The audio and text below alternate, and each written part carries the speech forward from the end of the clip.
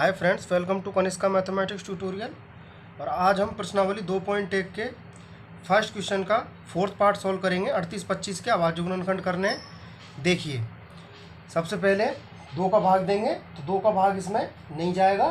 क्यों नहीं जाएगा? अगर किसी संख्या में 2 का भाग जाता है तो उस संख्या का इकाई अंक या तो 0 होता है, या 2 होता है, या 4 होता है, या 8 होता है। लेकिन यहाँ पे इकाई अंक 5 है।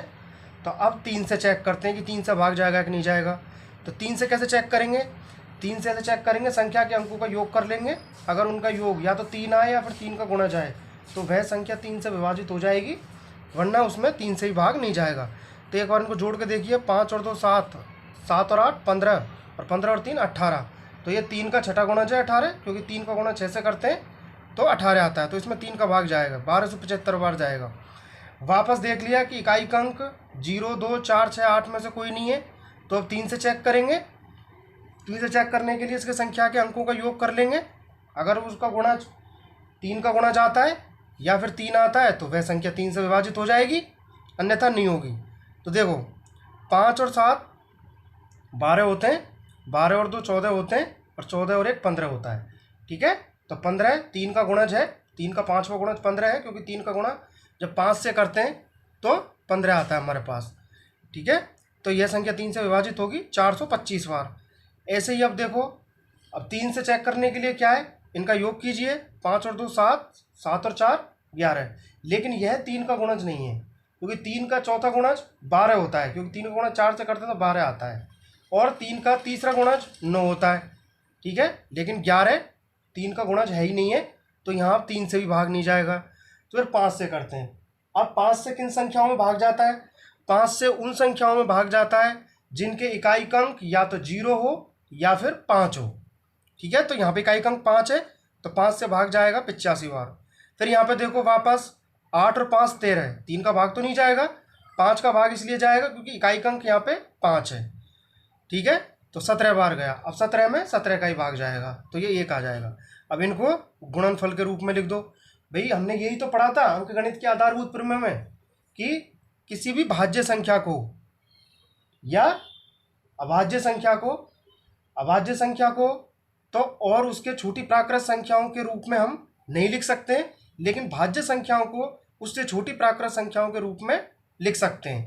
ठीक है, और इसमें हमने पढ़ा था अंकगणित की आधारभूत प्रमेय के अंदर कि प्रत्येक भाज्य संख्या को हम अभाज्य संख्याओं के गुणनफल के रूप में व्यक्त कर सकते हैं। तो देखिए, ये जो गुणनफल के रूप में हम लिखेंगे 3 गुना 3 गुना 5 गुना 5 गुना 17, ये सारी अभाज्य संख्याएं हैं।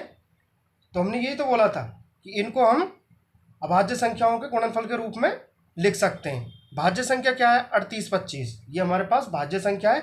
इसको हमने अभाज्य संख्याओं के गुणनफल के रूप में ये लिख दिया। देखो, 3 गुना 3 गुना 5 गुना 5 गुना 17, 3 2 बार आया तो 3 की घात 2, 5 2 बार आया 5 की घात 2 गुना 17, यही आपका आंसर होगा। अब देखो, 20,570, इसके भी अभाज्य गुणनखंड करने हैं। तो सबसे पहले देखिए, 2 से भाग देके देखेंगे। सबसे पहले सबसे छोटी संख्या का भाग देंगे, उसके बाद में उससे नहीं जाता है तो उससे बड़ी संख्या का, उसका भी नहीं जाता है तो उससे बड़ी संख्या का, ऐसे भाग देते हैं।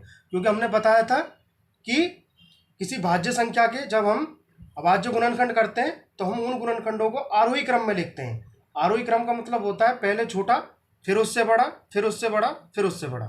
ठीक है, तो देखिए, 2 से भाग देंगे इसको, 2 से भाग चला जाएगा क्योंकि इकाई अंक 0 है।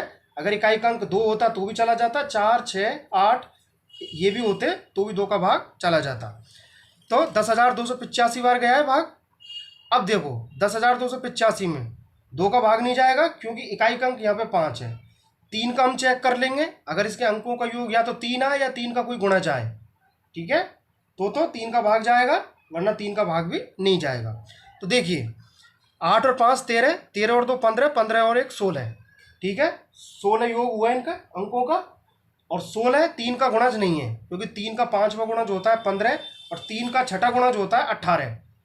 ठीक है, तो 16 3 का गुणज नहीं है, इसलिए 3 का भाग नहीं जाएगा। अब 5 से भाग देंगे। 5 से भाग देने के लिए क्या जरूरी है कि इकाई अंक या तो 0 होना चाहिए या 5 होना चाहिए। तो यहाँ पे इकाई अंक 5 है, तो यहाँ से 5 से भाग जाएगा। कितनी बार गया? 2057 बार गया। ठीक है, अब यहाँ पे देखो 5 से भी नहीं जाएगा, 3 से भी नहीं जाएगा, 2 से भी नहीं जाएगा।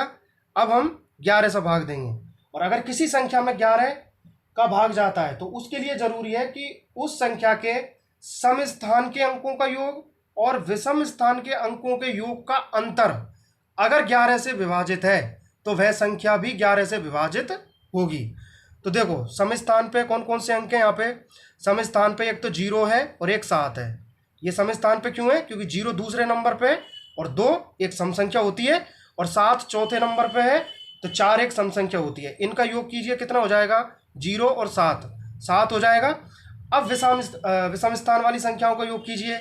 विषम स्थान पे मतलब पहले नंबर पे है तो 1 विषम संख्या है, और ये 5 तीसरे नंबर पे है तो 3 विषम संख्या है। तो विषम स्थान के अंकों का योग कितना हो गया? 2 और 5 7। सम स्थान पे कितना हुआ था? 7, 7 माइनस 7 0, 0 11 से विभाजित है, इसलिए ये पूरी संख्या 11 से विभाजित होगी। 187 बार। अब देखिए 187 में वही करना है, सम स्थान वाले अंकों का योग और विषम स्थान वाले अंकों का योग, और उनको घटा देना है। अगर उनके जो घटाने पे जो आया उसमें अगर 11 का भाग गया तो उस संख्या में भी 11 का भाग जाएगा। देखो यहाँ पे विषम स्थान पे है 1 और 7, इनको जोड़िए, ये हो गया 8, क्योंकि ये पहले नंबर पे है और ये 7 तीसरे नंबर पे है। तो 1 और 3 दोनों विषम संख्या है, ये पहले नंबर पे, ये तीसरे नंबर पे, तो इनका योग हो गया 7। यहाँ पे सम स्थान पे केवल एक संख्या है 8, ठीक है। तो इनका अंतर कीजिए, मतलब इनको घटाइए, तो 8 माइनस 8 क्या आ जाएगा? 0 आ जाएगा, और 0 11 से विभाजित है, इसलिए 187 भी 11 से विभाजित होगा, 17 बार जाएगा। अब 17 में 17 का ही भाग जाएगा एक बार। अब इनको गुणनफल के रूप में व्यक्त कर दीजिए। 2 गुना 5 गुना 11 गुना 11 गुना 17। यहाँ पे 2 और 5 एक एक बार आए तो इनकी घात 1 है, इसके ऊपर घात 1 लिखो चाहे मत लिखो, कोई प्रॉब्लम नहीं। लेकिन 11 यहाँ पे 2 बार आया है तो 11 की घात 2 लिखी गुना 17, यही हमारा आंसर होगा। Thank you so much.